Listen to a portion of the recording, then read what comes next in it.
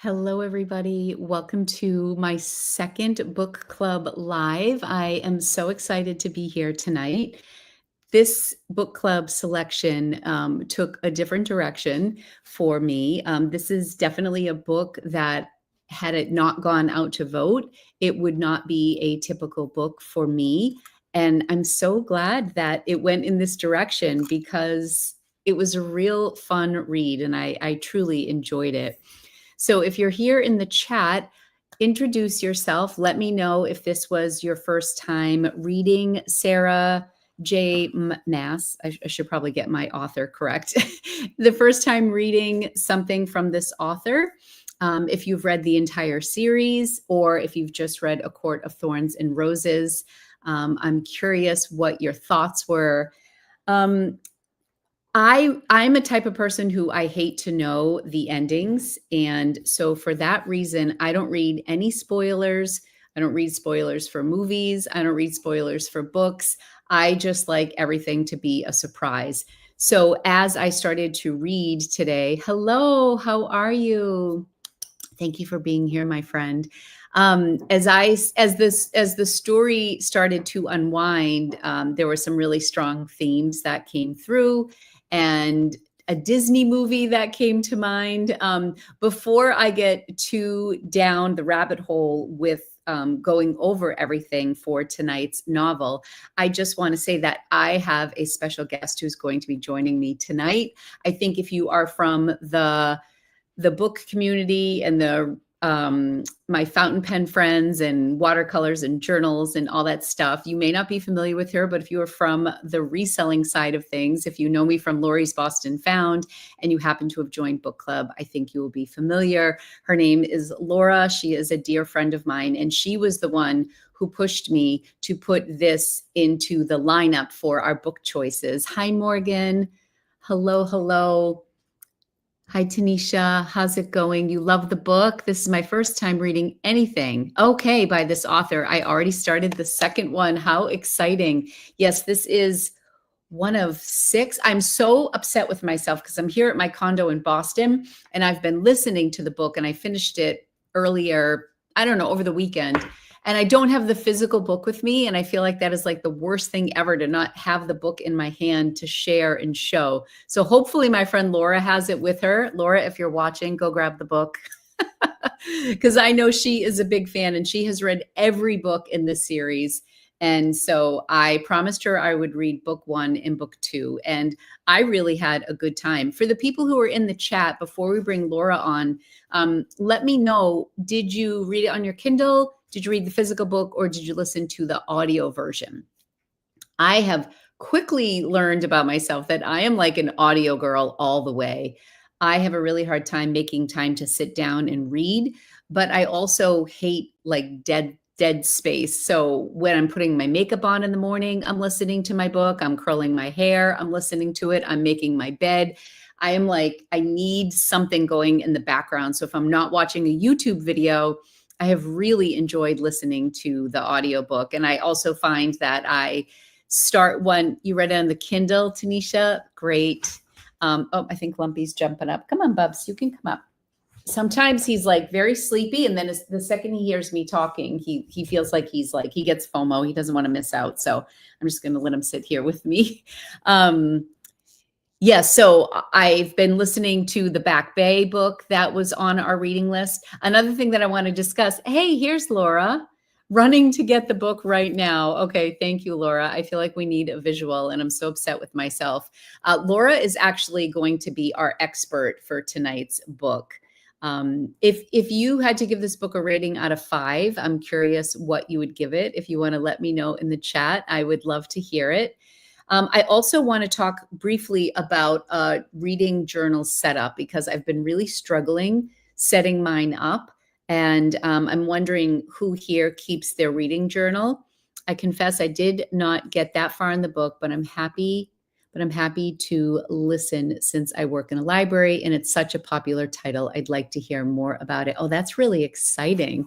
Since you work in a library. Yeah, it took me a bit to get into it. And I think if I were reading it, I may have struggled a little bit more. And so I want to chat a little bit about the drama audible version of it. So I listened to the dramatic audio, which was recommended by Mel Robbins. Actually, my friend Laura, did you send me the link? I think she did send me a reel by Mel Robbins, the author of Let Them, and she has her podcast. I watched Mel Robbins' conversation on Oprah's podcast and on Khloe Kardashian's podcast.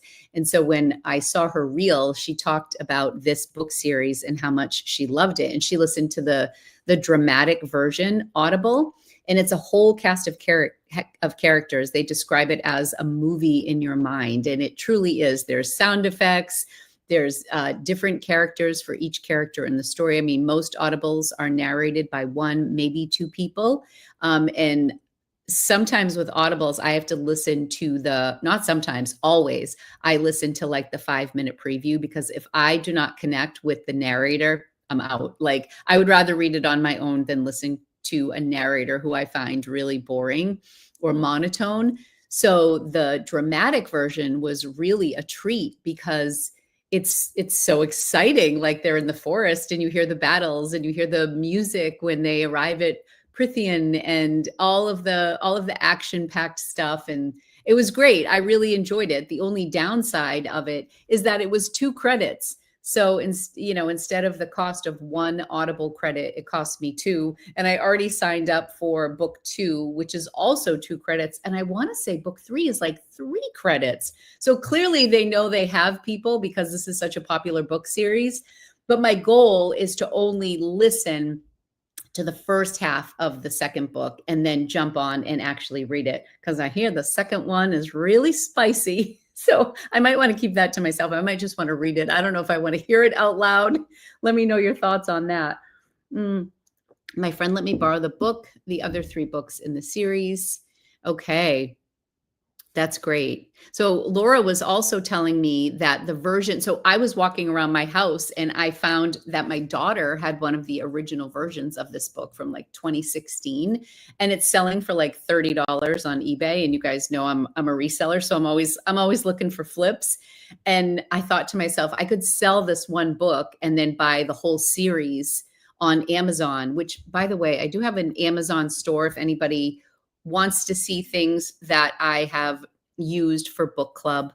You can let me know and I can share the link with you. But I ended up getting the whole series in paperback, and it was like delivered the next day. I was like all gung-ho. And then of course I ended up listening mostly on audio. But now my daughter's going to listen to the audio version too, because I'm like, we got to get some mileage out of these 2 credits. So please listen. Hello from Ontario. Welcome to the chat. So questions about, before we bring Laura on, questions about a journal setup. Let me know how in depth you want. I've watched so many videos about reading journals, and you guys know, like I love to write, and I've been taking notes on everything. There's always a fountain pen nearby. There's always like several notebooks in front of me. I have like my notes for book club questions.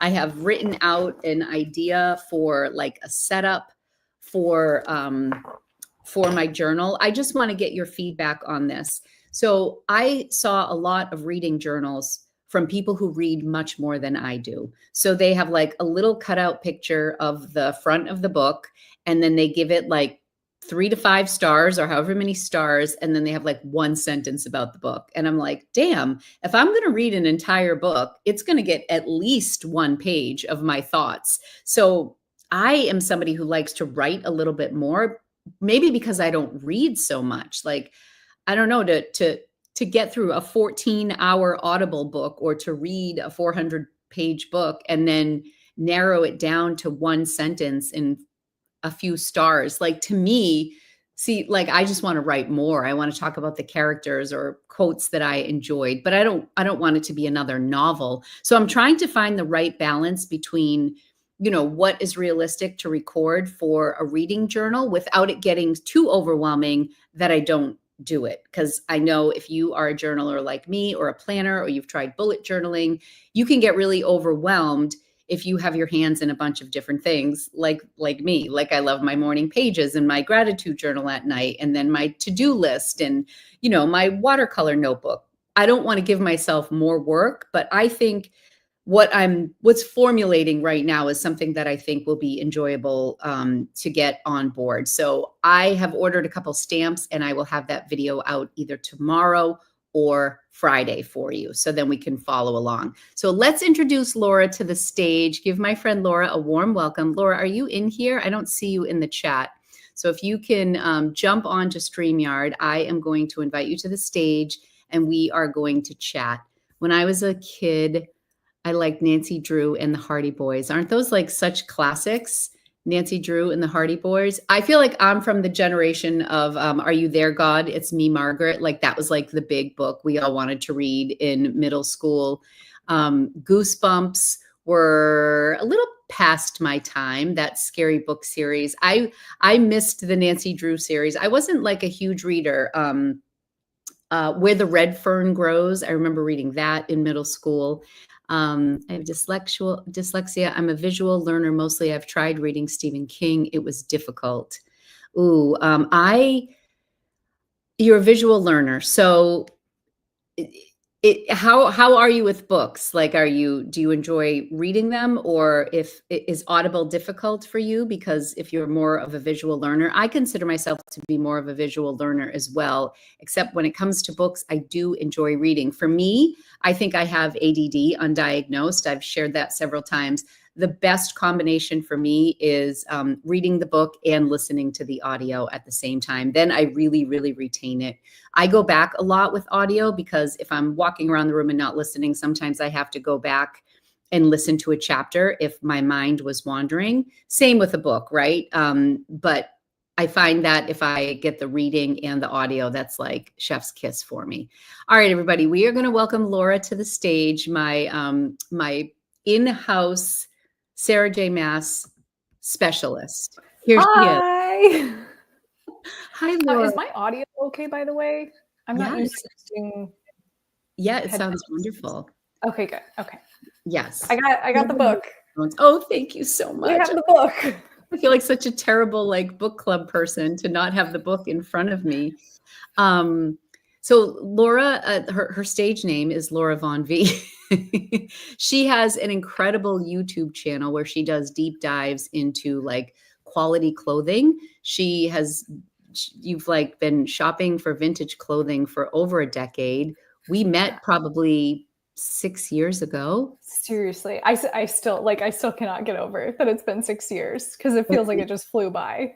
Yeah, and like we kind of knew each other through YouTube, and now you are a huge reader. You're loving all of these fantasy books. Like a light switch went off in Laura, and she's like consuming like a book a week. It's only been like a month and a half since I started reading these, and now I'm just like eating my way through all these series. She'll message me and she'll be crying, and I'm like, what is going on? But it's funny because I've lived so many lives. I've talked for years to Laura about my love of journaling and fountain pens, and she's like, I just don't get it. And now, what do you say now? I get it. I totally understand because I'm like, I need to buy this book next. Oh gosh, it's terrible. It's terrible. It's really tapped into something. And I'm curious, Laura, for you, like why fantasy? Because this is not like my genre of choice typically, but clearly, like I know when you would tell me books that you enjoyed, I would notice they were books that my husband liked, and some fantasy things. I'm like, oh, I think Jay read that book, but I didn't read that book. And then this book came up, and Laura kept saying, oh my God, Lori, I just wish you would read this book so we could talk about it. Seriously. Well, and it's funny because prior to this, I was like sci-fi fantasy. So like I was really into like Three Body Problem recently. Like that was a read, and just like weird sci-fi stuff. And then this came up like through the Mel Robbins video that you were talking about. And I had heard so many people talk about it, and I had actually thrifted one of the books like years ago.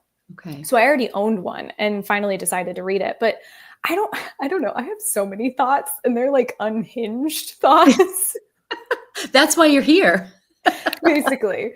But yeah, I mean, I think it's like part escapism. And then it's also like, I keep joking about it, but like all the men in the books are like 500 years old, 500 plus years old. And I'm like, is that how long it takes for a man to fully mature and like fall in love with him?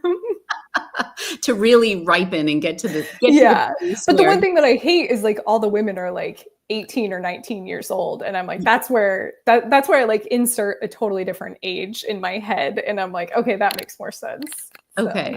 Yeah. yeah. Well, just by you mentioning that, I feel like for me as like a non-fantasy reader, a lot of the themes in this book seem to, there were a lot of classics that came to mind, like Dracula, like vampires, perhaps, maybe not specifically Dracula, but vampires where they live forever.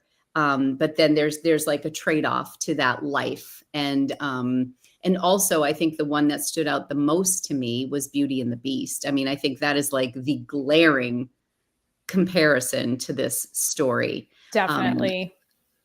Yeah. Yeah, I don't know if you remember because you like witnessed me reading it in real time, kind of the same way that I did with you. And like I kept saying over and over again, I was like, oh, I'm so mad at this book. It's like Beauty and the Beast retold, and then slowly but surely it just took a over my turn. life. Well, that is actually one of my questions.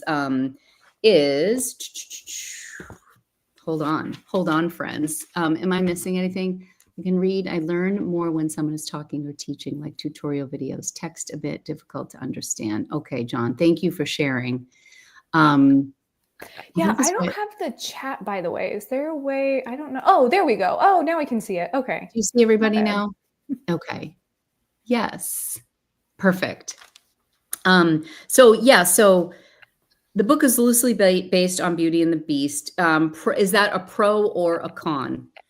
So as you were saying, like you were getting mad, like, oh my God, this is Beauty and the Beast. That's how I was feeling that too. But then there was a little bit of comfort, like, okay, like I don't know. Is it good to see where it's going? Or yeah.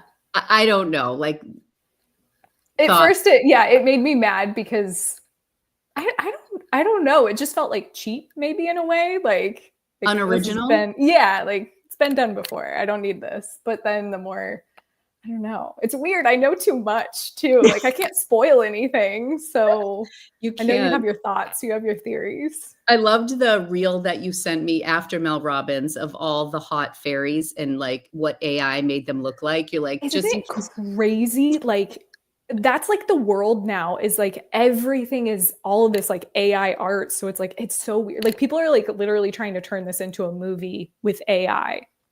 It's crazy. Like all the AI babies of like the Seinfeld cast and the cast of Friends. Have you seen them too? No. Oh my God. Oh, it's weird.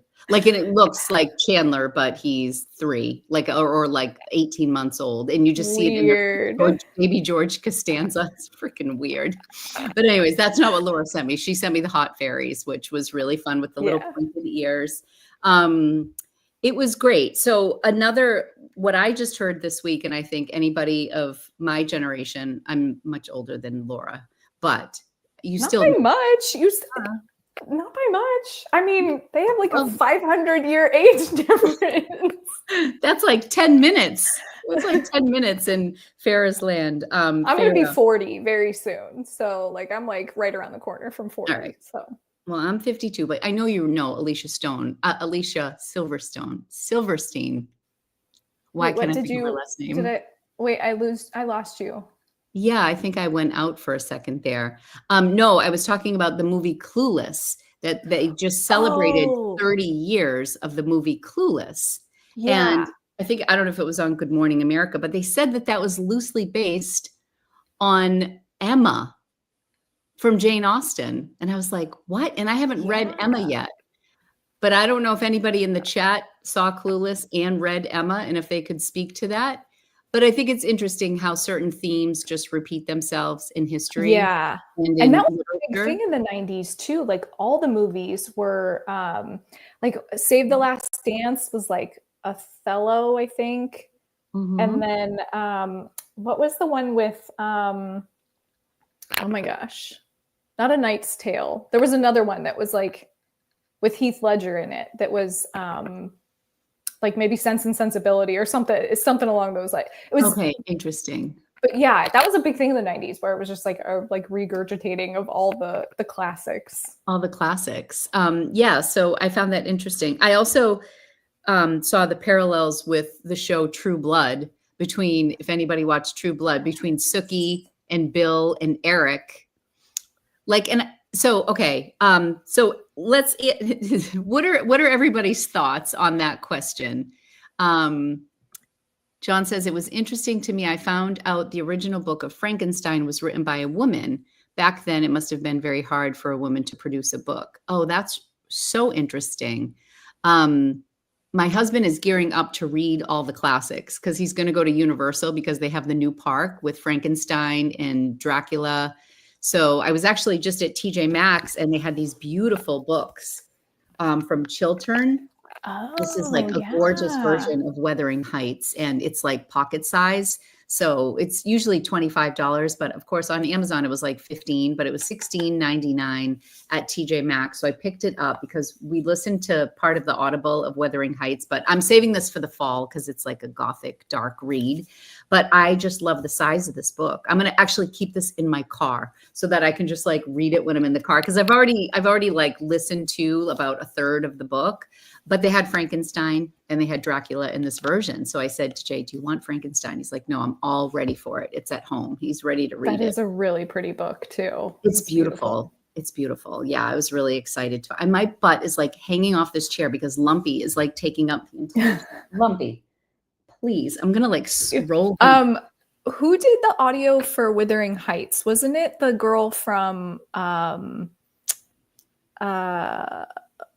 my gosh, what was that show with the like upstairs, downstairs? Oh, yes. Downton Abbey. Yes, Downton Abbey. Yes. I don't know her name, but yeah, she was who did the audio. She's fantastic so far. Yeah. And the woman who did the audio for Pride and Prejudice was like, she was fantastic. Oh, yeah. Oh, no, not Pride and Prejudice. She was in Pride and Prejudice. She was in the original one. I meant to say Jane Eyre.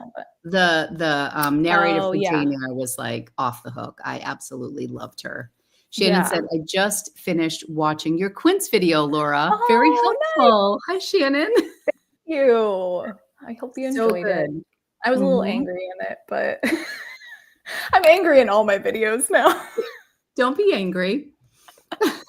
Yeah, so she just did a deep dive into Quince after like wearing it for a year. For those of you who may not be familiar with the brand, they are like, I mean, would you say that they're quality fabrics? Yeah, it's hit or miss, I feel like. Some of it's really good, and then other pieces I'm like, maybe save your money. Yeah, interesting. But they do dupes for a lot of the high-end brands. And so Laura just did a deep dive into that video, and she just released it a few hours ago. As a kid, I've never heard of any new books that have choices. You get to a point where you chose what character does, turn to page 2. Oh, yes. Oh, yeah. The choose your own ending. Yeah. Oh, gosh, I loved those. Those were so much fun. Yeah. And Netflix actually tried that with some of their shows. Did you ever watch any of those? No. What was it? Banders something. Huh. Yeah, where it was like a choose your own mystery. It was kind of fun. That's really interesting. It was a Black Mirror episode. That's what it was. Oh, yeah. Black Mirror. Yeah. That could be a man, we're all over the place. We got ACOTAR. We got bring it back. Okay, so we established that it was kind of based on Beauty and the Beast. Discuss Feyre's role in her family at the start of the book and thoughts on her family member. So without really giving too much away, Feyre is basically a huntress and is taking care of her family. Her mother is gone and father has like lost everything. How did they lose all their money, Laura? He went on like a ship thing, like a trade thing, and lost it, I think. Okay. I'm also like trying to remember all the different you're stuff. I'm so books back now. Yeah. I'm so nervous that I'm gonna give a spoiler or something. But yeah, I think it was like a bad trade or something. I know. I never know if we should give spoilers here, but I feel like it's book club, so spoilers are bound to happen, right? Yeah. I also want to be careful though for you though, because I don't want to spoil the next book. Oh, for That's the what I'm. next book. Yeah, Yeah. don't do that. No spoilers Yeah. for the next book.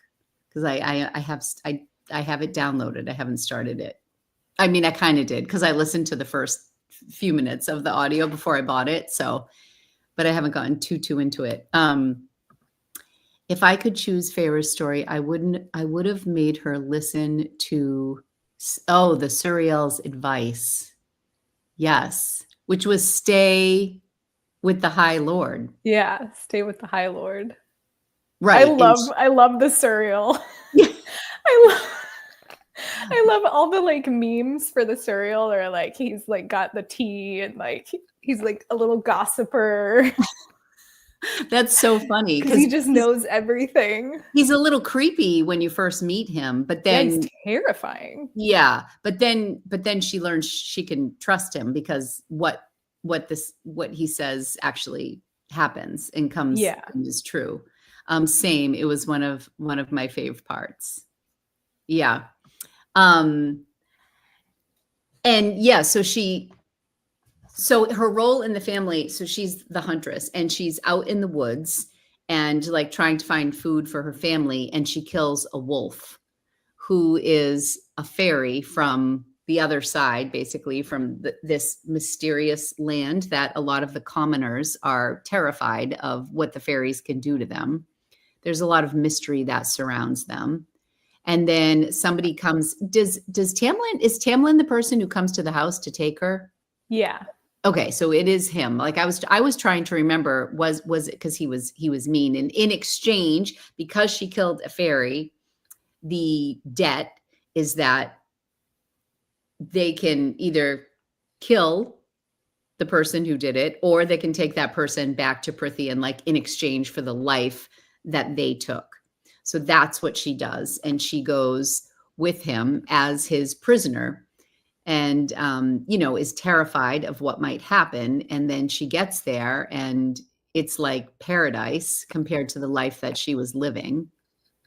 But there are things that, she doesn't understand. Like one of the theories is that fairy can't lie. So they always the humans trust what the fairy says, but that turns out not to be the truth that she learns.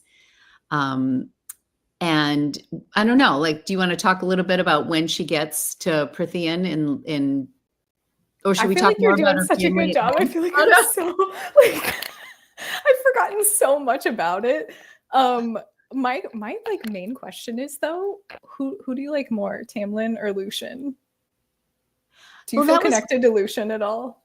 What's funny is like in the beginning when she first arrives, I think that Lucien is going to be the love interest. That's what I thought too. I was like on board for Lucien. I was like, heck yeah, he sounds cute.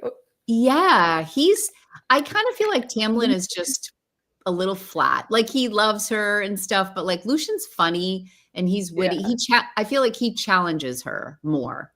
Yeah. I thought had really good chemistry. Morgan likes Lucien. Yeah. Yeah. I feel like I know too much now. Yeah, you must have to be careful to like sift through what you know and you don't know. Yeah. So the interesting thing about when she was in her home, like they live in poverty, she's out hunting and she's very hungry. She has two sisters, a younger one who's pretty naive and sweet and trusting and a good soul.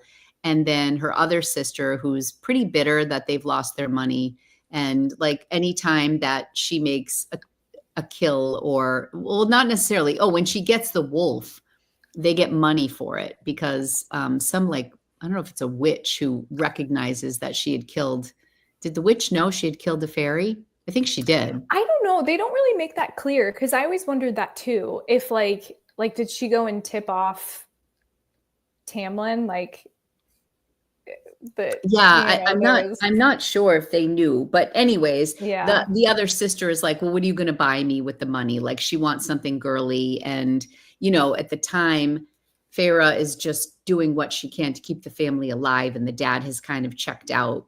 So when they take her, she feels like a tremendous amount of guilt. And she feels like they're going to kill her family and it's all her fault. And why did she kill the wolf? And then, she just begs Tamlin to protect her family. And he basically assures her that her family is going to be okay. And it turns out in the end that I don't know, fairy dust was sprinkled over them or something. And they had they were perfectly fine. They were doing land. They were doing just fine while she was gone.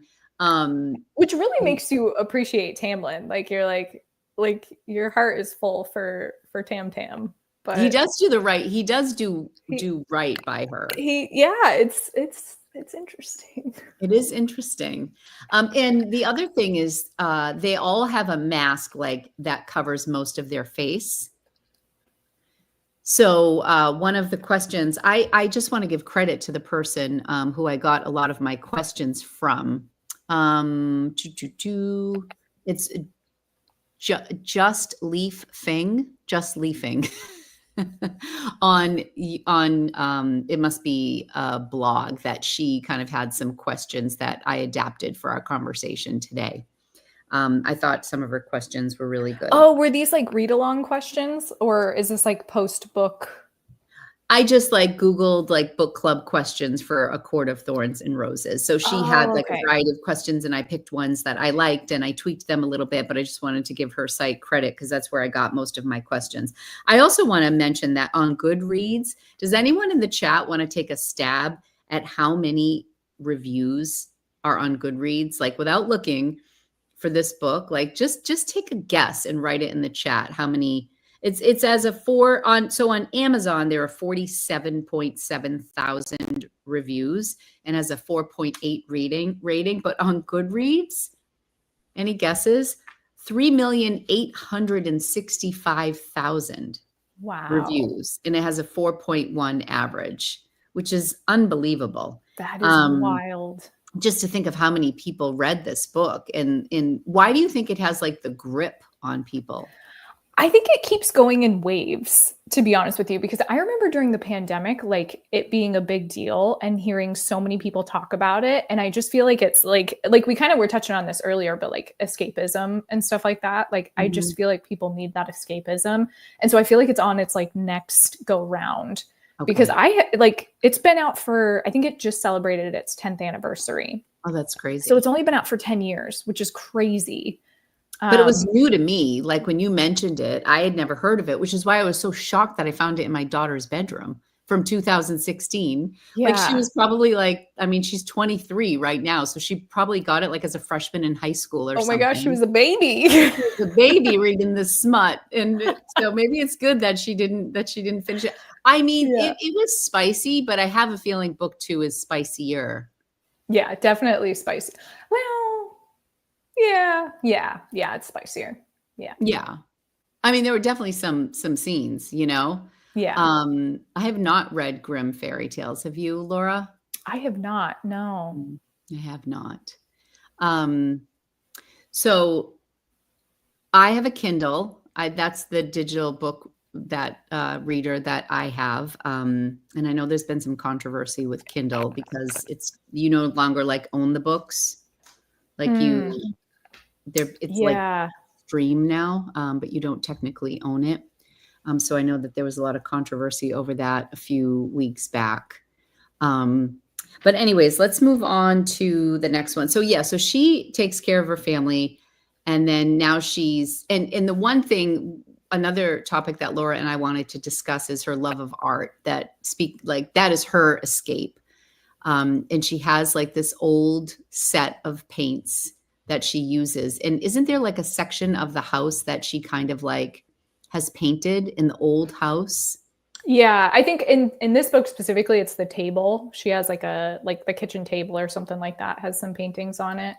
Okay. But yeah, there's a couple. A couple spots. And then when she gets to Prithian, it's just paradise and everything's beautiful and the food is wonderful and the weather is gorgeous and the flowers are beautiful and there's inspiration everywhere. And at one point, Tamlin gets her a new paint set. And I don't know why, but that scene to me, being such a stationary nerd, that was oh my gosh, she must be so freaking excited to get all those come true. I was like, oh my gosh, that was like me doing like back to school shopping, like I getting all mean, my what brand do you think Tamlin would have bought for her? Like if it was like a real world brand, what would it have been? real world brand. It would either be like deep, deep light watercolors or a Gallo from Italy. I mean, Sounds that's what I would choose. I don't know. Do I have any watercolor artists in the chat? Hi, Brenda. Welcome.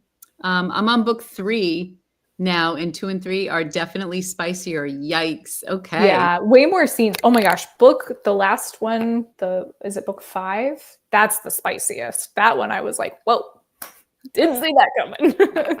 And didn't you, but weren't you can't give it away. So without saying anything about book 5, what was your favorite book in the series and why? Without spoilers. Definitely book 2.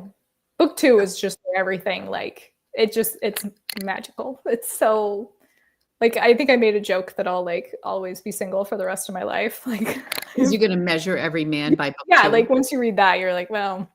But then I think you know this, and not without spoiling it, but like the ones after it made me so mad. Like I was like, this is not the same. Yeah, like end with book 3 and it's glorious. But anything past that, like it just didn't feel the same. Did you find, like I found with like I'm going to use like TV series. Like I feel like sometimes with TV series, like the first few seasons are just so incredible and they're so popular that the writers keep writing and then it just goes astray. Yeah. And then you have like these seasons that just fall short. And I wonder if that's what happened with these books, if there was just like pressure for her to keep writing, or and like it just like she should have just ended it with, should she have just made it a 2-book series? Yeah, well, definitely 3, because the third one like wraps it up so well. Like you just feel like everything gets tied into a pretty little bow and like that's it.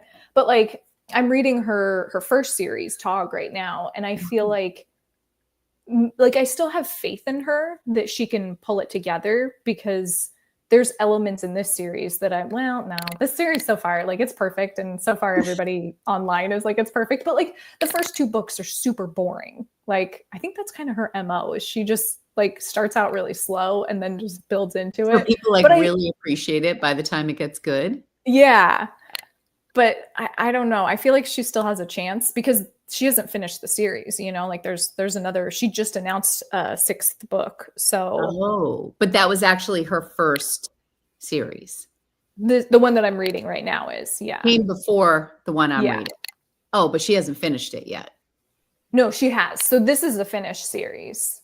But supposedly, you're saying in A Court of Thorns and Roses, but like supposedly all these books are interconnected. I haven't gotten to the connection yet on this one, but each of her series somehow connects together. Oh, interesting. Yeah, and I haven't read Crescent City yet either, so I don't know. Like, I know that connects too, but yeah, they're all. So what is it that keeps you reading if it's so boring? Because like if I lose interest in a book, I have a really hard time, which is why audio is good for me, because if I had to keep reading, then I probably would not have finished. But because audio is so easy to listen to, like I can multitask with the audio. So it keeps me going sometimes. But you're reading it. I went through...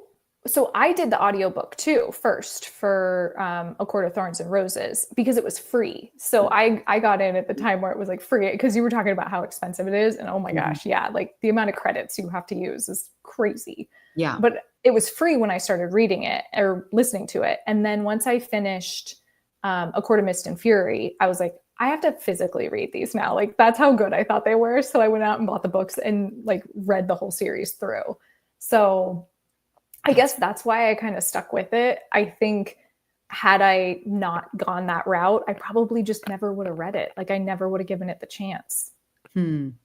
Okay. Yeah, I think the audio helped me too, because now I'm more interested in reading. Like I said, I'm going to do the audio for the first half, and my goal is to read with my eyes the second half of the second book. Yeah, if I could say to read the actual physical book of Mist and Fury, I would, definitely. That's your suggestion. Yeah. So back to the art, like, what do you think about, like she has some guilt around it. when she is in Prithian. Why do you think that's so? Maybe because of her family, maybe because leaving her family.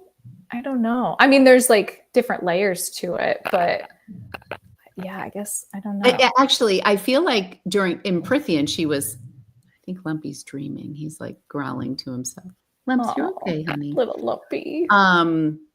At the end, at the very, very end, when she's kind of like having, or maybe that's the start of the second book, when she's like having nightmares about like. Okay, yeah. I didn't want to say it, but I was like, yeah. It definitely, the art gets really like, it's part of her like journey, I guess. Right. Like she feels like she can never pick up a paintbrush again because she's carrying all this guilt for what happened. So you were talking about how they were slow, and I'm just curious for the people who are here. Brenda also listened to the audio and listened to it through the public library, Cloud Library, for free. Oh, that's fantastic. So I actually went into like a deep dive with all that stuff because I was like, for how much I've been reading lately, like I wanted to like get a library card out here, like, go through that whole, and like I keep hearing about Libby too.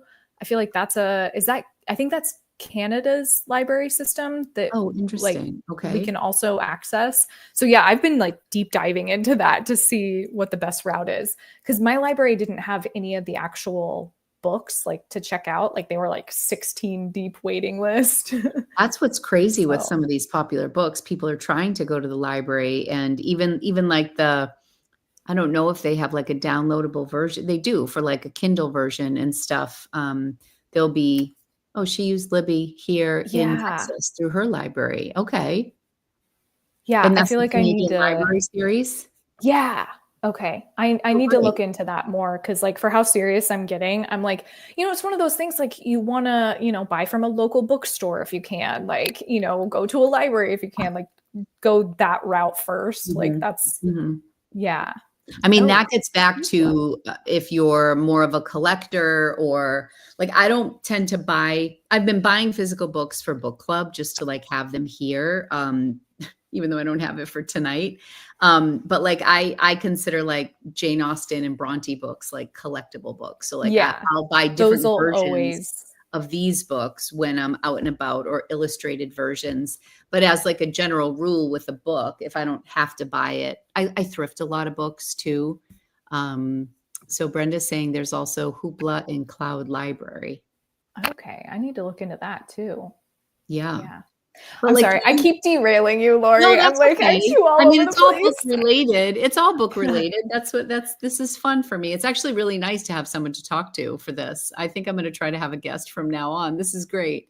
But I mean, that's a personal decision. Like some people, even if you like a physical book, like some people will borrow it from the library, but like for this series, this is so near and dear to you. Like you wanted all the physical books. Yeah. This one I like ran out and bought them. I didn't think I was going to. And then, but now I'm cutting myself off. Like I'm not going to buy any more books. I'm only doing like either Kindle, library or Kindle or like things like that. Yeah, that's interesting.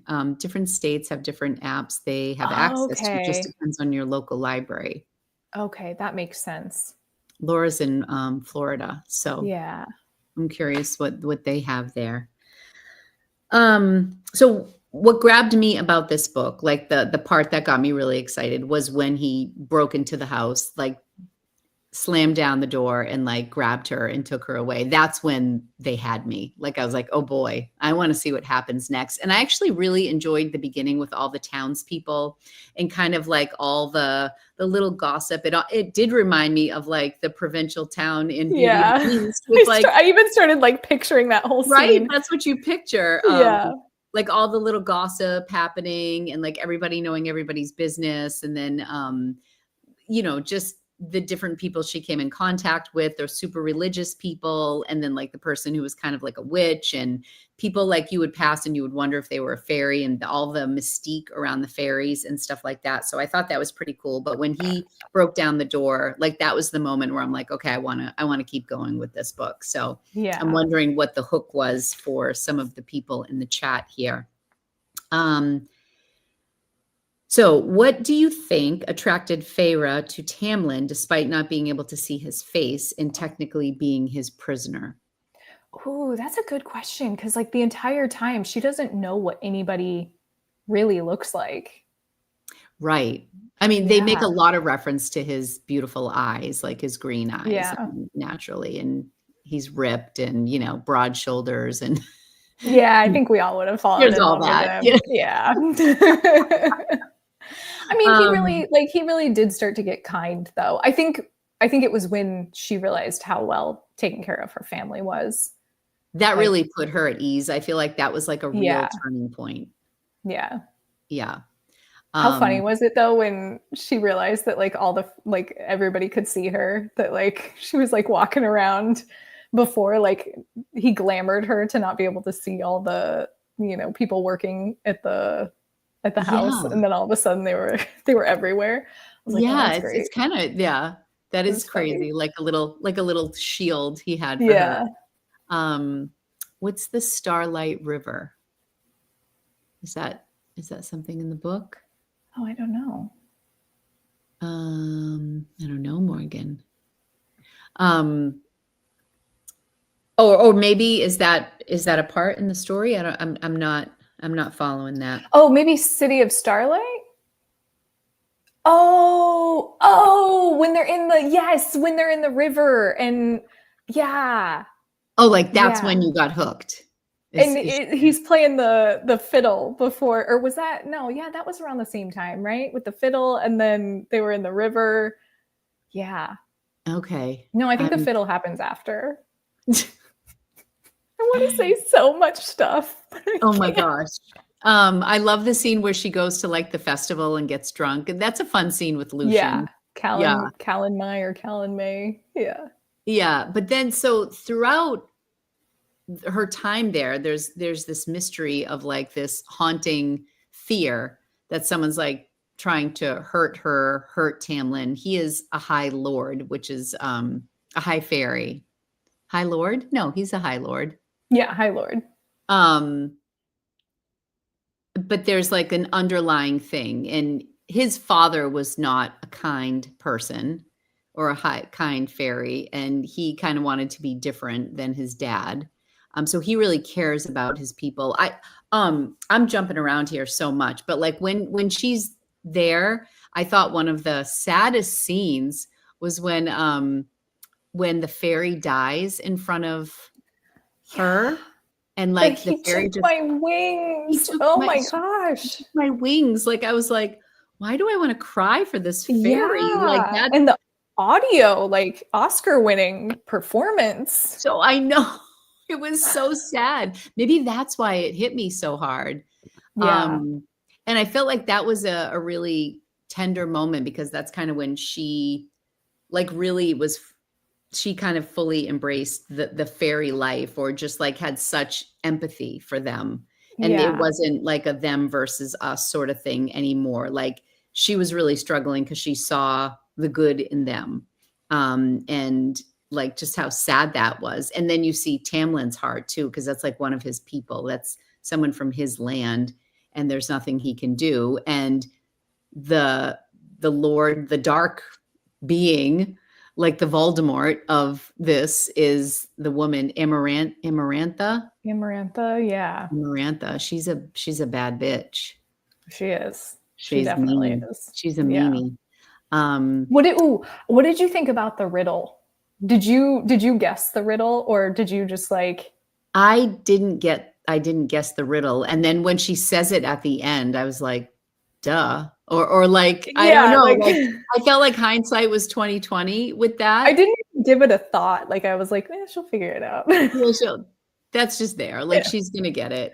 Yeah. So at one point, everybody, so like skipping ahead, she Sorry. falls she falls in love with him. Well, it's 8:49, and I was thinking we'd probably wrap up around 9-ish. So I'm like, oh my gosh, we're like not even past the fourth chapter. Like, clearly I'm not used to running book clubs. So thank you for Well, bearing and with I'm me. terrible at it because I'm like a giddy little schoolgirl talking about it. And But it's like, fun. You're fun to have here. If anybody has questions, please include them in the chat for us, or thoughts that you might have. But she, at one point, things are becoming too dangerous for her in Prithian. And so Tamlin, in order to protect her, because he loves her, wants to send her back. and she's torn because she's missed her family. She wants to make sure that the family's okay, but she knows that she's in jeopardy. He can't really hide her anymore or keep her safe from this like dark person who wants her dead and who is like trying to get back at Tamlin. And then she goes home, and then I feel like it goes from Beauty and the Beast to Hunger Games, right? Yeah, Because that's a good.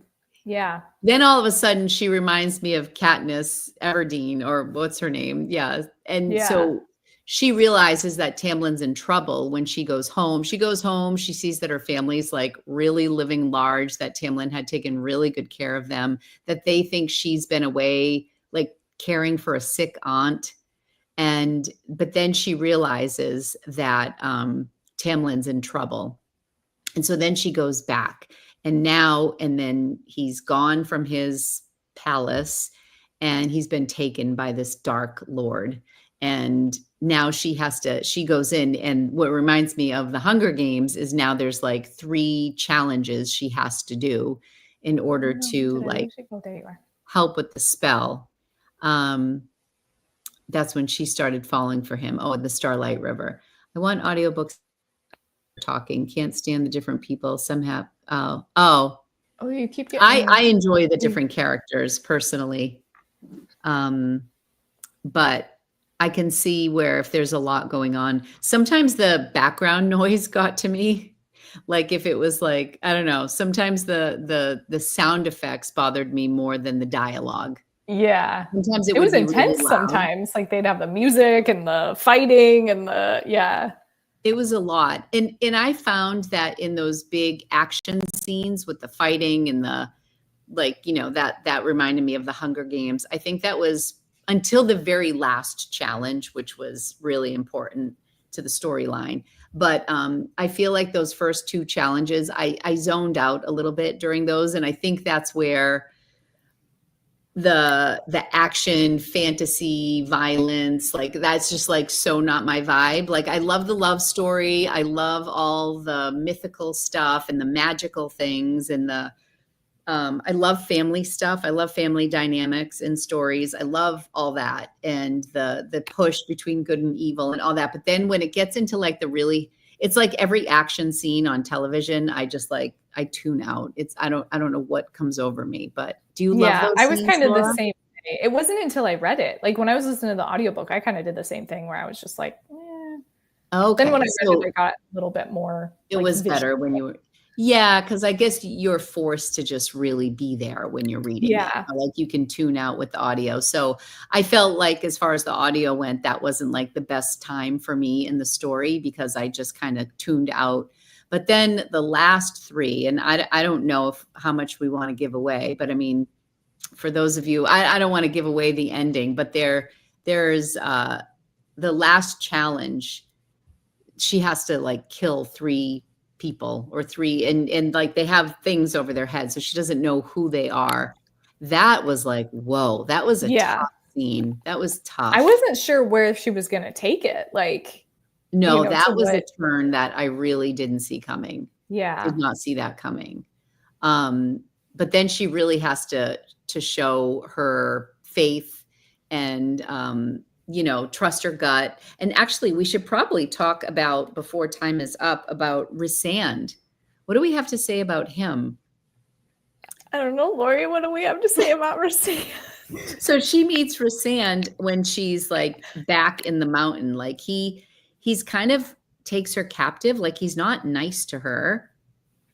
Like he kind of pretends to be with her, but it's actually protecting her because the Dark Lord is obsessed with Tamlin. Actually, they meet before the mountain. Okay. Did I miss that part? They meet on Calanmine. Or Calanmine. Isn't Calanmine? I think that's the lotion. They meet the Calanmine thing or whatever it's called. But anyways. Tell me about their... Okay. So... Yeah, they meet at the festival. Morgan knows. Festival. Morgan knows what's up. Oh, yeah. I mean, they meet at the festival. Thank you.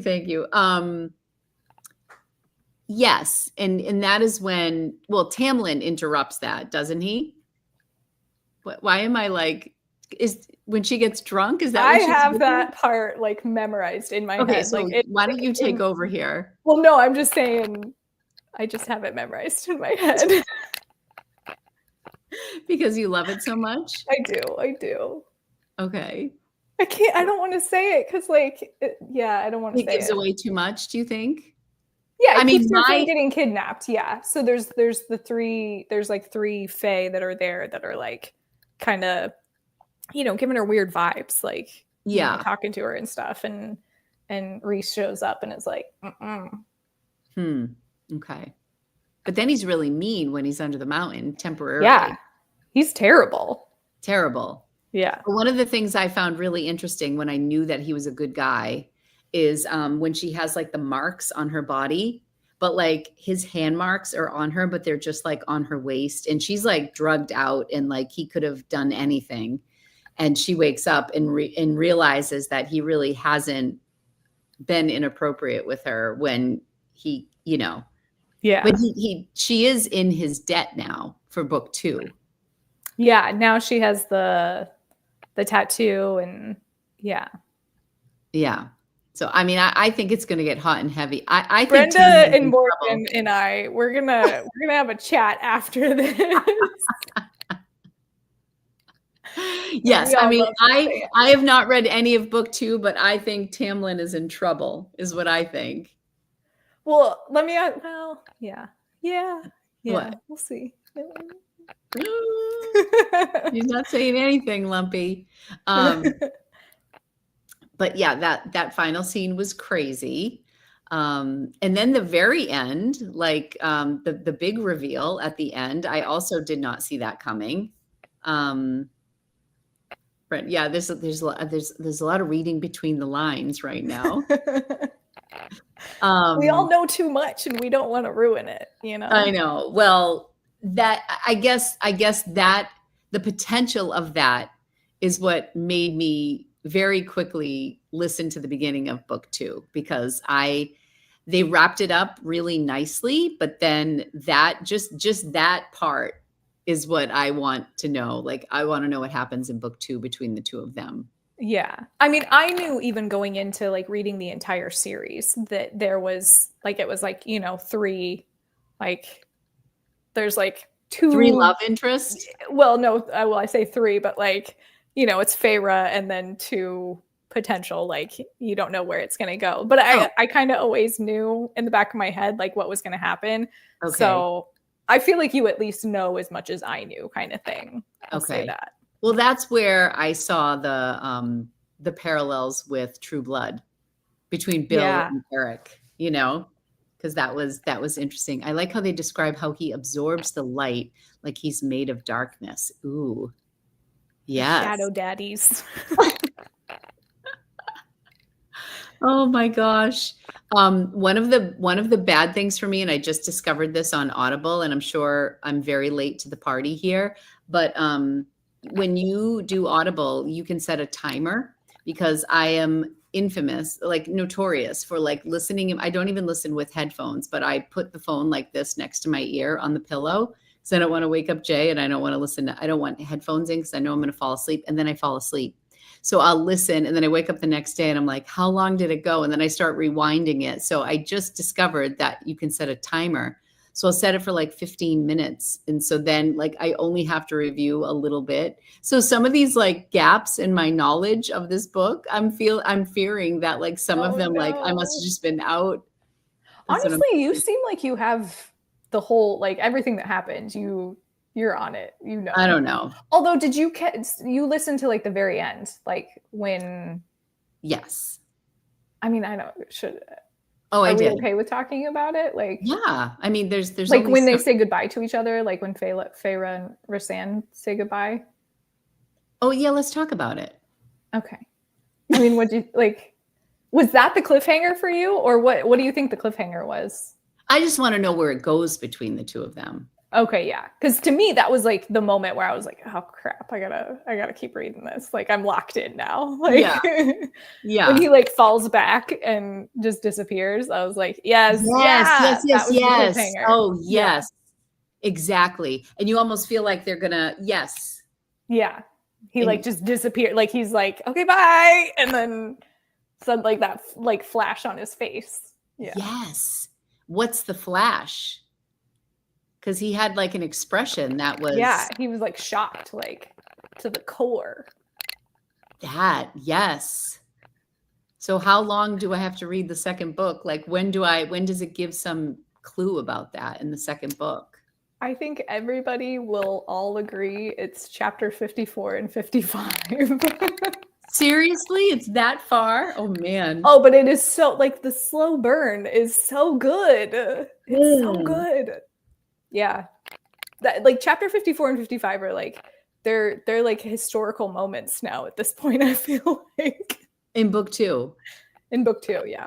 Oh my goodness. Well, that is very exciting. Well, I know Morgan and Brenda are locked in. Yeah, they know. They've read those chapters, I guarantee it. Yeah. Well, now I'm very excited for those chapters. I feel like though, honestly, I feel like I'm so late to the game. Like I feel like I am like 5 years behind so many people where like they've all experienced this for so many years and I'm like just jumping on board. So part of me feels weird about it. I mean, that's the beauty of books though. I mean, think about Harry Potter. Like I remember reading Harry Potter to Anthony when he was 18 months old and wishing that he was older, like, oh my gosh, this would be so cool if my kids could experience this, like when they would have like the midnight releases and you'd go Yes. to, or like it was such a big deal. And then they still experienced it. I mean, it wasn't the same as when it first came out, but like I remember taking my kids to see the 7th movie that was like done in 2 parts at the drive-in, and that was like such a big deal for them. And yeah, like they blew through the books and they still really loved it, but it was just the next generation. So I mean, that's what a classic, that's what makes a classic, right? That it keeps living on for generations and then people discover it. And that's what's really so wonderful about books. That It's so true. I remember with my sister, she never understood why I loved Harry Potter. Like she just couldn't get into it. And then she like with her daughter, they read it together. And so like, you know, we're talking probably close to, I don't know, 15, 20 years later, like we had our moment where we could talk about it together. So yeah, it's pretty spot on that like I think that's what's so awesome about books. And I historically have not really been an avid reader. So it's fun for me to just be excited about a book and you know, an alternative to being on my phone or like it really is truly, and you can do it for your whole life, you know, and it's a big connector of people as well, which I think is really cool. Jay is reading, we were in California and we were outside of Pebble Beach, and I can't think of the area that I was in. Where was I, Laura? South of San Francisco. Anyways, he read Monterey or no, Monterey. Yes, yeah, it was Monterey. And Jay read a Steinbeck book that took place in that area, and I can't think of it. Starts with C. Anyways, after that, he'd never really read. I think we all read Grapes of Wrath in high school, but he had never read that particular Canary Row. Is that right? Anyways, then he read, now he's reading East of Eden. And I'm not joking, like he freaks out talking about East of Eden. He's like, oh my God, I am so terrified to go online and read anything because it's so intense right now. And like, there's a female character who is like pure evil. And you just cannot believe, like, he's like, just when you think she can't be any worse, like the next chapter, you just like, it's unbelievable what she does. And I haven't read East of Eden, but like, it's been so cool to watch him get so excited. I mean, again, this book is how many years old? I think it was written in the 40s. And I does he listen to the audiobook form or does he read them? He's reading it on his Kindle, but he was like so excited to like on his commute to work, or if he has to travel, he gets so excited to read it. But it's really fun. And I mean, you know, he's not a real book club kind of guy. You guys should do a book club together. Like the two of you guys. That would be so adorable. I mean, I would love East of Eden, and I actually think he would love this series. I think he would too. I think he would love this series. So it's not common for us both to like, Oh, and we did Jane Eyre together. We listened to that together, because like he's really big into the classics, but he never read. He didn't gravitate towards a lot of female authors. Okay. Oh, Amy has entered the chat. I've read the series, but my husband just finished the novella. We are taking a break with Throne of Glass before reading Silver Flames. He's just as into them as me. Which series? I don't even know the series she's talking about. So the Silver Flames is the 5th book. That's the one in the ACOTAR in series. The series. Okay. Yeah, and then Throne of Glass, that's Tog. That's the one that I'm on Empire of Storms right now. Oh my gosh, it's so good. Thank God I had Laura here today. I'm so out of my element. For whatever we read next month for book club, it's going to be some like, be so different. Something I still can't believe I talked you into this. No, I'm happy you did. It was such an escape. And that's kind of what Mel Robbins said. She's like, I'm washing the dishes, but I'm not. I'm in Prithian, and she was just so didn't you love what she said about the artwork? How like the cover of the book like inspired her? I think it was the second one, the Mist and Fury. Green. For her lesson book, right? And it really is. I mean, like all the different iterations of the books like that they've been through. These are like, they're pretty. The artwork's really nice. Like I have them on display. I totally judge a book by its cover. So like if a cover is pretty to me, I love it. And that's why when I look for like my classics and stuff, like if it speaks to me, I'm like, oh my God, I want that version. And then there are certain versions that I'll see and I'll be like, no, I don't like that. Yeah. It has to be aesthetic to me. Brenda, you starting this book club has reignited my love to read. Oh, I got so involved in Poshmark and watching you and Laura's YouTube videos. I stopped reading. Oh gosh. I feel like I went on the same journey too, though, where like I wasn't reading for so long. Oh wow. I've listened to about that. Yeah. And it's so nice to like just have people like kind of with you on the journey. That's like, reading the same stuff. Brenda, to have you and Laura and I, who are all like resellers. Yeah. I feel like that side of me, I've been struggling with a little bit because I'm just so passionate. Like I just get so excited about the journaling and the fountain pens and the reading and like watercolors and trying to be creative. Like I crave it. Like I just want that. And now it's like, oh, I have to get this video out. And I still thrifting, but like reselling has changed so much. And the way I don't really consume a lot of reselling content anymore, except for Laura's.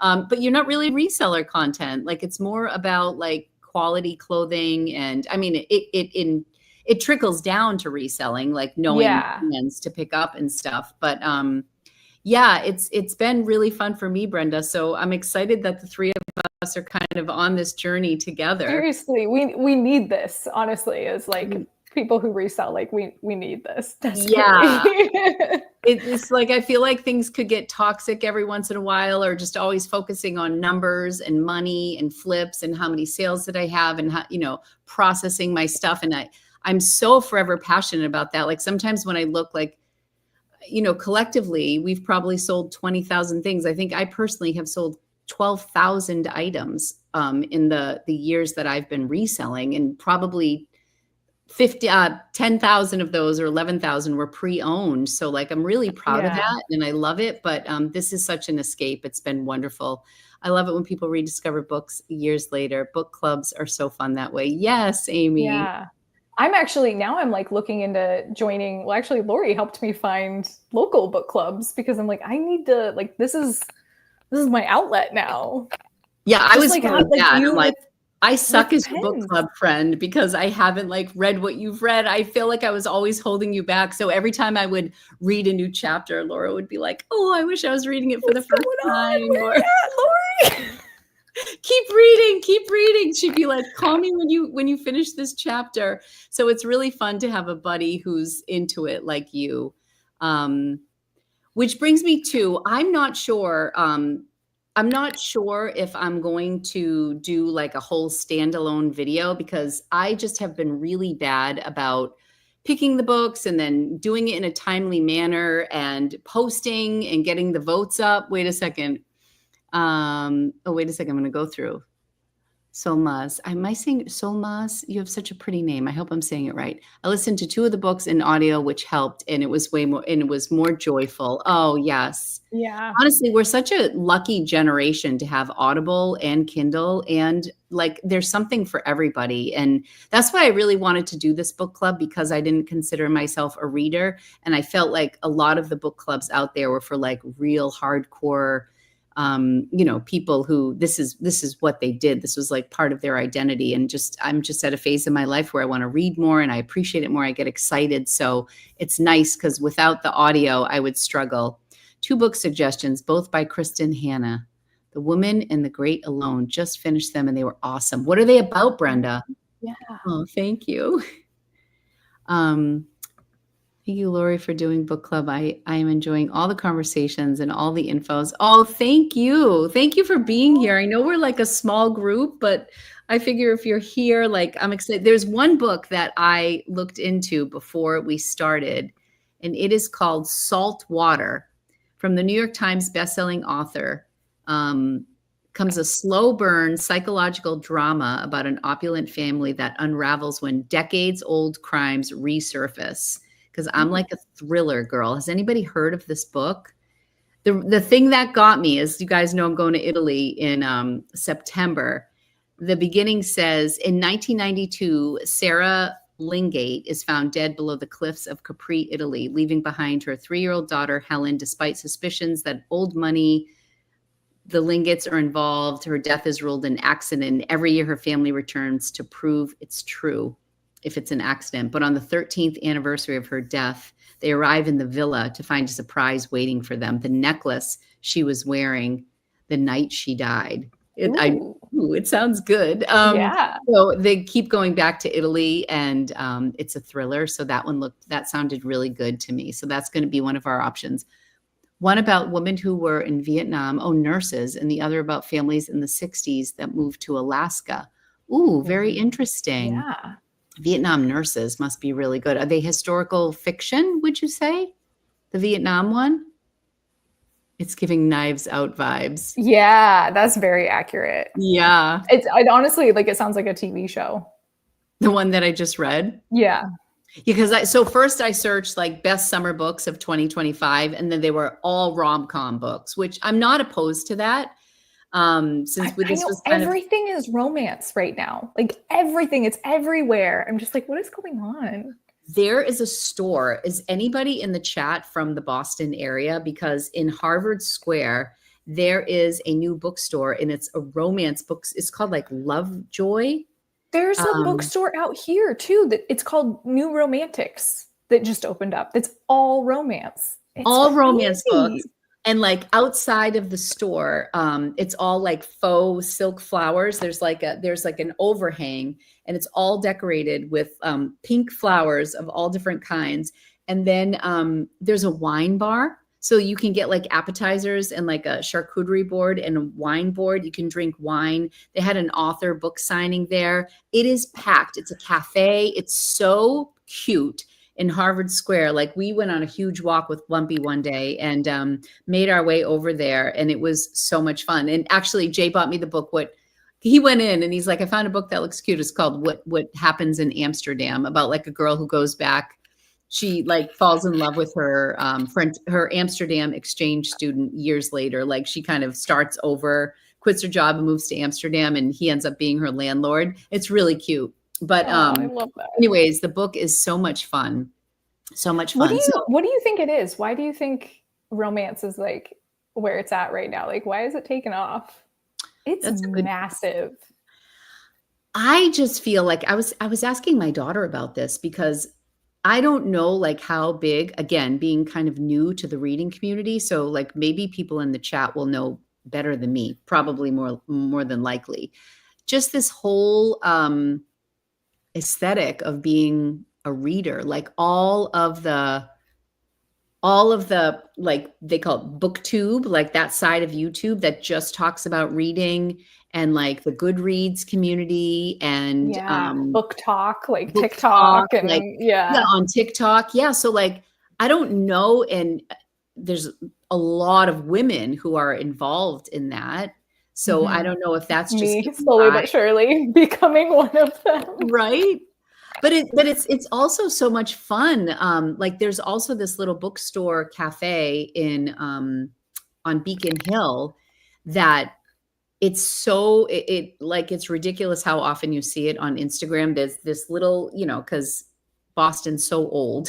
There's this little archway that some people have to duck to get under that's attached to the bookstore, and it leads you to this like very small space where there's like 4 or 5 tables for a cafe, and there's always a wait list to like get into the cafe, and then they do tea. So magical. It's so magical, and it's in Beacon Hill, which is just so like classic Boston.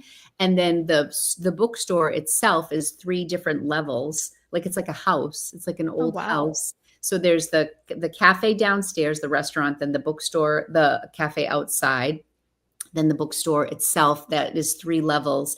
It is packed, and it's packed with like all 20-year-olds. Like that's not what I was doing when I was 20. What about you? Yeah. Were you reading in your 20s? Definitely was not. Well, I mean, Harry Potter was kind of like, I think it was at the tail end. I think like the very last book came out when I was 20. So okay. But yeah. I just feel like it's a whole like culture of no, it definitely wasn't where it's at now, like when I was 20 years old, for sure. I mean, I feel like I was of the generation, like when Jay and I got married in 95. That was the height of Borders and Barnes and Noble. Like that was like a night out. And then like, it just died. Like just I miss some of those big bookstores, but now all like the smaller footprint bookstores that are niche, like the romance themes and things like that are just huge. And they're getting a resurgence, I feel like, which is nice to see, I think, for the most part. Oh, I think I see how people are like concerned about it. Like there's so many people talking about like, you know, the argument that it's just still overconsumption and, you know, we're still finding ways to buy new stuff. But I'm like, well, it's books though. Like it's books. But reading. No, I know. I think I saw something that's like, does anybody just read to read? Like, do you have to take a picture of yourself reading? Do you have to take can you read without having like a latte next to you in a photograph or a pumpkin spice? But I'm also like, if I don't take a picture of it, nobody will talk to me about it. Right. People have to know, oh my gosh, more reseller friends. Oh, Amber. Hi. Oh my gosh. I just started reading again. You guys have no idea how happy this makes me. Like my worlds are colliding in the best way. Yes. I've noticed the same big booktubers seem to be in their early 20s. I've been trying to find booktubers that align more with my taste. I was just talking to one of my best friends from college, Amber, and she's like, you know how like every romance book you read is like a 25-year-old, like starting her new corporate job. Or 19 years old. Or 19 or whatever. So I can't remember the name of the book, but she was basically like, and Amber, I don't know if are you 30 yet, Amber? I don't know. But it's like a lot of single women or young single, like 19, 20, 21. And so my girlfriend who is 50, like me, 52, her birthday's a week after me. She's like, yeah, it's like, picture those romance novels that you see like in 98 out of 100 are about like 19 to 23-year-olds. She's like, it's that whole vibe, except it's like a 50-year-old woman who like, you know, she loses her husband, but then she finds this nice man on the beach and he reminds her of like a college sweetheart. But like, she's like, it's for us. It's for us. And I'm like, oh, I'm so excited to hear that. It's like Sex in the City 30 years later. You know what I mean? Yeah, that's it. Yeah, see, I want to find some books where it's like 40-year-olds falling in love with 500-year-olds. Yeah, there you go. So Amber, what are you into reading? What have you read lately? I know that more mature, like BookTube people are out there. I just think that the ones that have blown up on TikTok happen to be like the really young, cute little whatever, but they're definitely older people. And also when you look, books for us older ladies. Yes. Also, when you look online, like Laura, you're probably, if you're searching, you're getting a lot of fantasy, like this genre. And I tend to like some of the classics or historical fiction, or I really love thrillers a lot. So there's different parts too. Like you'll be fed different creators Yeah. based on what you're looking for, Yeah, but they're definitely. out there. And it's fun. And sometimes like I will watch a book review on YouTube because most of what I consume is on YouTube. So if I start watching something on YouTube and like they start talking about a book that I'm not interested in, I mean, they could be the most dynamic person. And if it's just not a genre I want to hear about, I'm out. But this has Yeah. really opened my eyes, which is why I'm really grateful for book club. And this month I was seriously considering just like saying, this is the book, because it will just move it along faster, because I'm very bad about getting my videos out on time about what books we're going to have an option for, but I'm going to cut it down to 3 or 4 options. And I don't even know if I'm going to do a standalone video, but I'll definitely post it on Instagram and in my YouTube community tab, the choices. But I want to do it fast because we're here at the end of July and I want to make sure that we meet again for book club Oh yeah. Oh before my gosh, that's coming up September. quick. Yeah. I mean, we definitely want to meet like before Labor Day, in my opinion. But if you guys, oh, Amy, you're from the fountain pen side. Started the book club was fun development. Oh, thank you. Well, to get back to what Laura was saying about consumerism, I mean, I am so guilty about, oh, my next pen. Oh, my next pen. Like I'm always like excited about the next thing that I'm buying. And I'm like, I need to think of a way to just have conversations with people in this community without it being about consuming more stuff. And I'm the guiltiest human of that. Like I am such a consumer, and Laura is the opposite. Laura I is love the most minimal person I know. I love how you've tied it together though with like journaling what you're reading. Like to me, that is huge. Like I feel like there's so many layers that you can unpack to that because I don't know, you get I to think that's why understand a I'm putting message so much a little bit pressure on more. myself for this video, because I don't want to do like a really generic, in my eyes. Like I want whatever reading journal I suggest or layouts that I suggest to be very practical for me and be something that I want to reach for. Because when I did my first wave of my journaling notebook, I felt like it was lots of artwork. Like I drew this picture and it was really pretty. Like I loved it, but like I was so concerned. I don't know. Like I write more than I have artwork in my notebook. So that's the approach I'm going to take here. I'm going to try to make it simple, but something that I can also incorporate on my notebooks, on my fountain pens, and my reading with. I think it will be fun. I've been trying to read a few books from all popular genres. So far, it seems to be autobiographies and historical fiction are my favorite. All right. That's really fun. I love historical fiction too. I will say, as soon as this book ended, I had been in the middle of the Back Bay book. I live in the Back Bay in Boston, and there's this the story that I'm reading. It's been on the option for book club 2 months in a row. I'm not going to put it on next month's option, but it's basically about a teapot, like a tea set that Paul Revere literally made. It's not true, but so it dates back to it's stolen.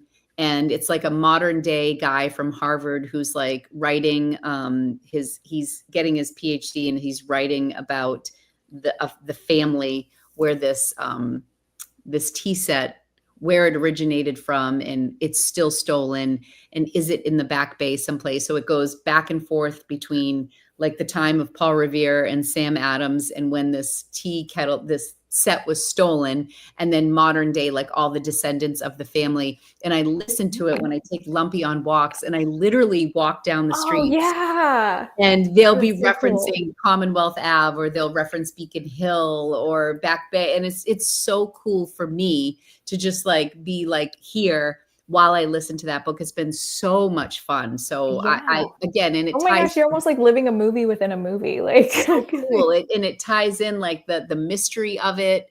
And then they're like, they talked about how the Back Bay was formed and stuff like that, which is, niche, but I love it.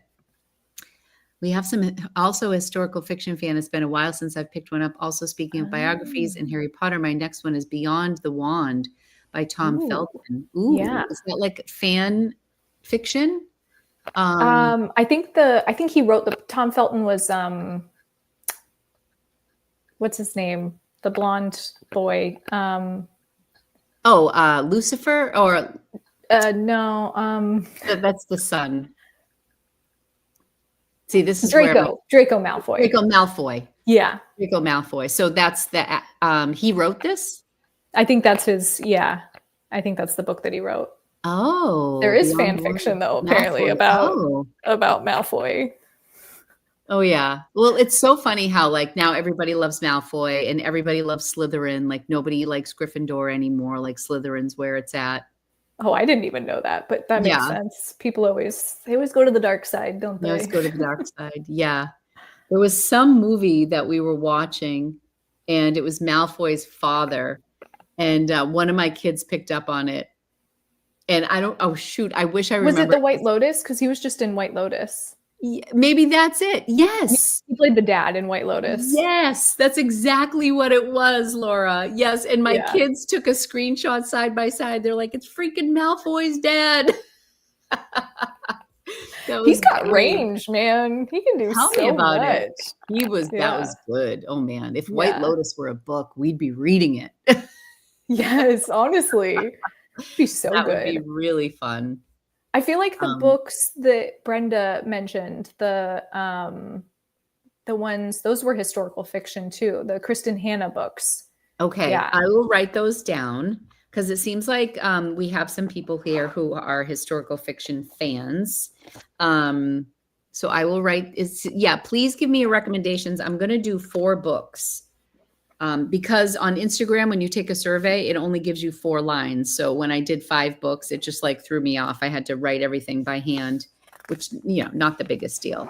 But let me see.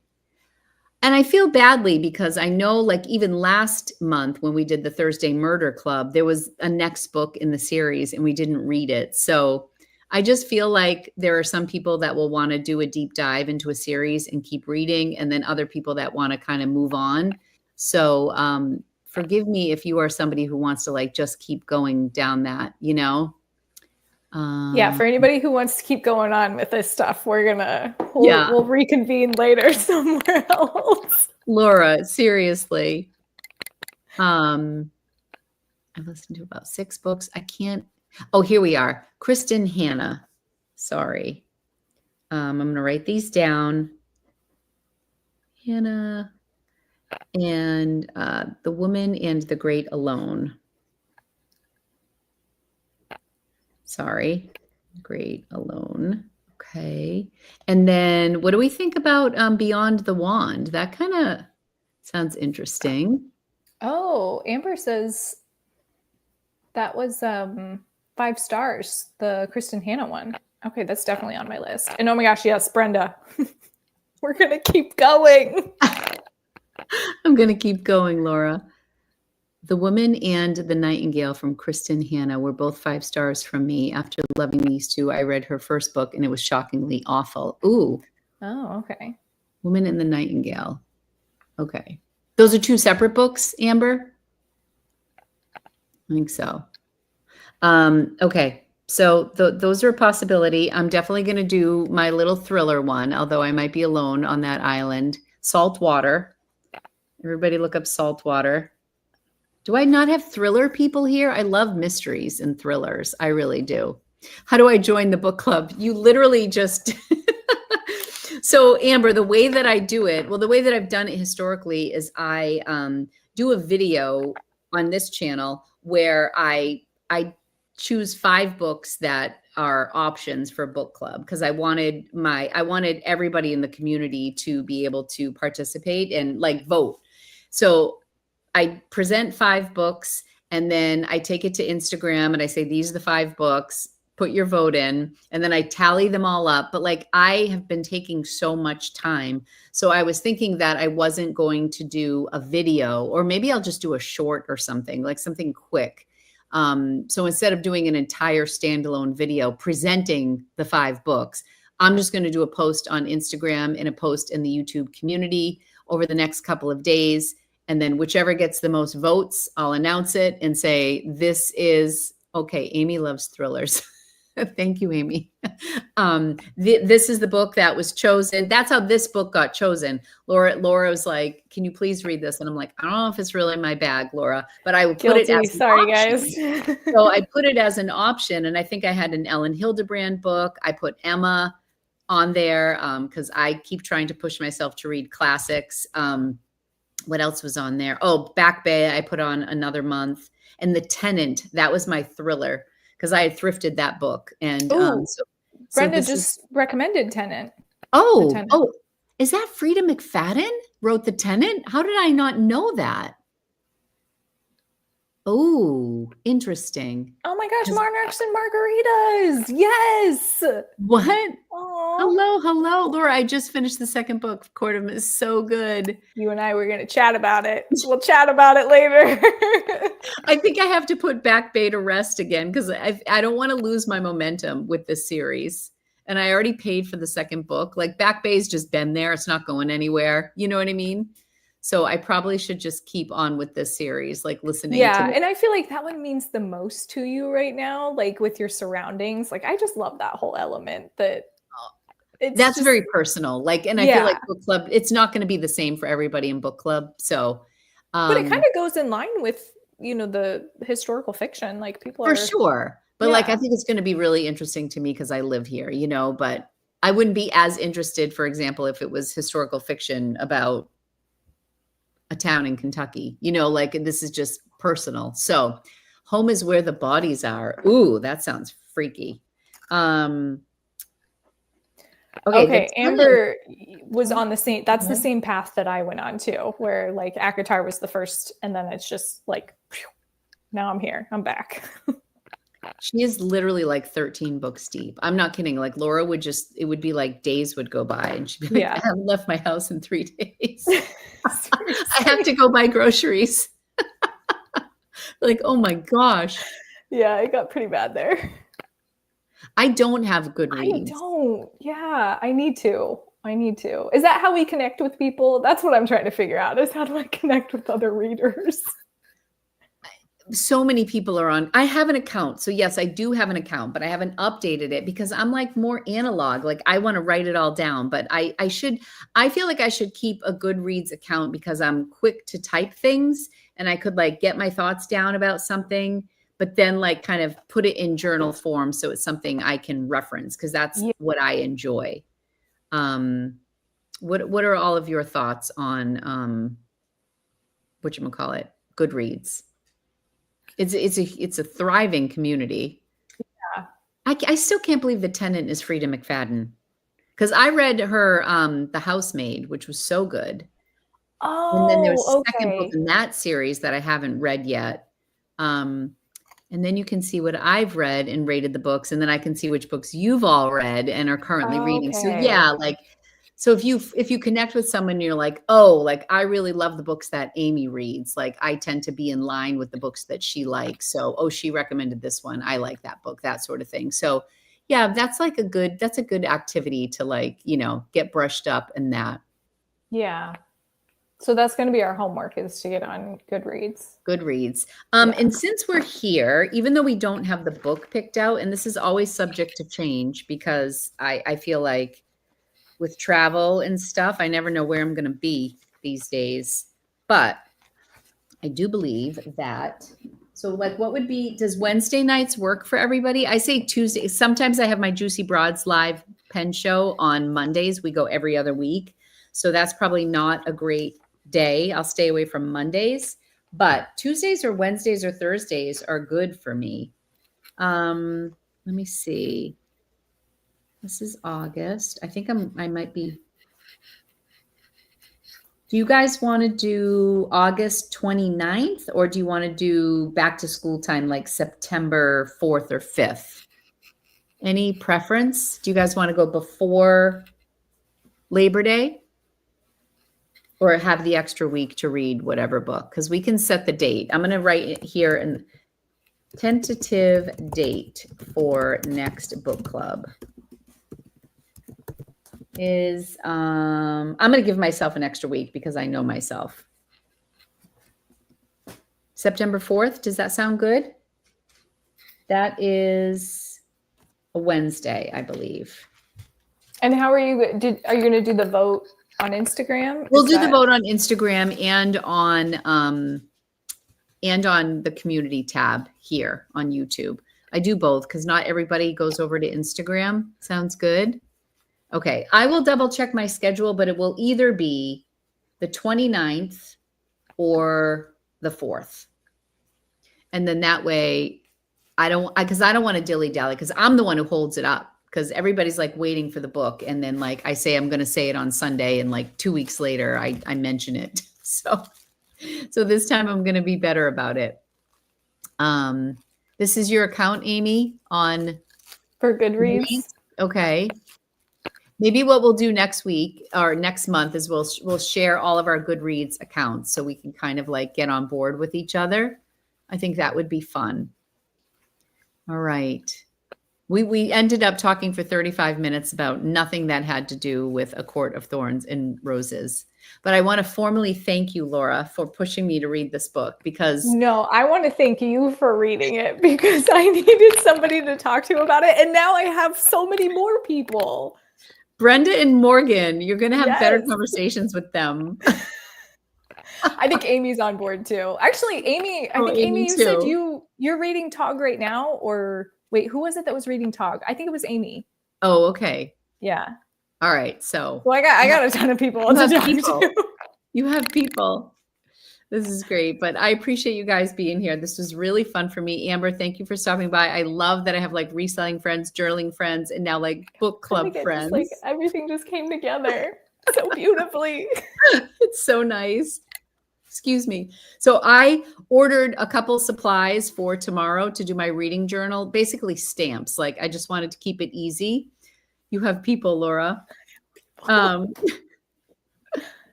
Request sent. Amber's on it. She's efficient. Amber, I saw your post and I saw your home renovations. They look beautiful. Can't believe you're in the middle of that with 2 little ones. Oh, November. Have to go. Good night. Good night, Amber. Thanks for stopping in. All right, friends. It's a lot of romantasy, but I've been trying to diversify too. I will talk all day about the ACOTAR series. Okay. Perfect. We're on it. And I know I'm trying to diversify too. I need to, but I'm just like, I'm in a bubble right now. Like it's bad.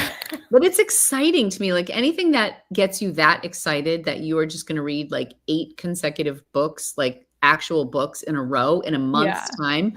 When did you start this? Like, I feel like you've read like, I think it's been about a month and a half, and I've read ACOTAR, Fourth Wing, and now I'm almost through Tog, which is crazy. Crazy to me. You'd be so like, bad. Are you done with that book, Lori? I'm not getting anything done outside of reading. Yes, you need to start a book club. I'm about to fire myself from my job.